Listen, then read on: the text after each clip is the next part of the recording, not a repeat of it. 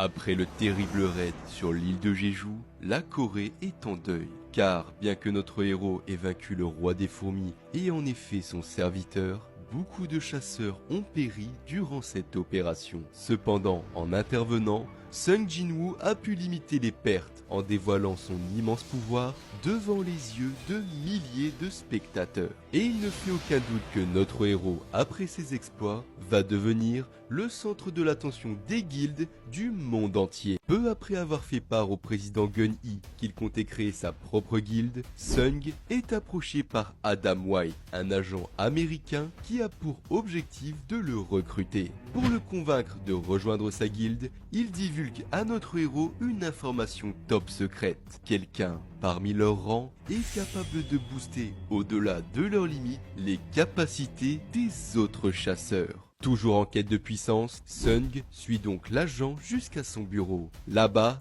Mademoiselle Cerner apparaît, la seule personne au monde capable de briser les limites des chasseurs. Ayant pleinement confiance en ses capacités, celle-ci n'a aucun doute que Sung rejoindra leur guilde après avoir goûté à la première phase de son nouvel éveil, pouvant aller jusqu'à une amélioration de 30%. Face à une promesse si alléchante, notre héros n'hésite pas à accepter de passer la première phase de l'éveil, qui lui est offerte sans contrepartie. Sellner, saisissant la main de Sung, plonge alors jusqu'à la source de son pouvoir afin de sonder son potentiel.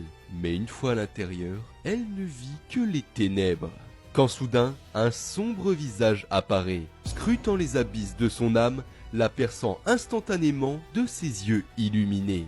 D'un cri de terreur, Sellner revient de force à elle-même, encore sous le choc de ce qu'elle vient d'apercevoir dans les ténèbres. Durant cet éveil, Sellner a fait la rencontre d'un sombre roi qui n'est pas notre héros, n'ayant aucune limite à son obscur pouvoir. Au même moment, dans un portail s'étant ouvert quelque part dans le monde, deux mystérieux monstres se sont rejoints à la recherche de fragments de lumière éclatante. Mais ceux-ci semblent avoir été piégés par Sung Il-wan, le père de notre héros, qui les traque afin de les éliminer. Mais bien qu'il les confronte, les monstres ne manquent pas de force et restent insaisissables en se déplaçant avec leur portail. Il ne fait aucun doute qu'une terrible menace plane sur le monde et nous ne tarderons pas à la découvrir.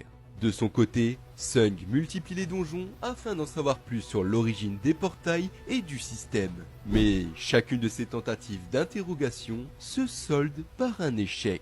La seule piste qui lui reste est cette mystérieuse clé qu'il a reçue en passant au niveau 100 sur l'île de Jeju. Seulement, cette clé se débloque que dans 417 heures.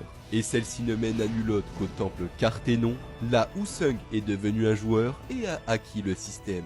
Là où tout a commencé. Mais en attendant de pouvoir affronter ces démons du passé, notre héros se concentre à présent sur la création de sa guilde. Mais pour que celle-ci soit validée, il lui faut légalement un troisième membre. Tout à coup, quelqu'un toque à la porte. C'est la chasseuse Shae-in qui souhaite justement le rejoindre. Notre héros est alors très suspicieux quant à ses intentions. Mais la réalité, c'est que Shae est tombée amoureuse de lui après qu'il lui ait sauvé la vie durant le raid de Jeju. Si elle veut rejoindre sa guilde, c'est uniquement par amour. Mais ne pouvant avouer ses sentiments publiquement, elle ne dit rien. Ce qui préoccupe encore plus Sung, qui décide donc de lui faire passer un test d'entrée. Pour ce faire, Shae devra battre une des invocations de notre héros qu'il aura choisi. Avec sa compétence d'échange, Sung et Shae arrivent en un instant dans le gymnase d'entraînement de l'association. Une fois Shae prête, notre héros déploie Ygriss et lui confie l'épée du roi démon Baran.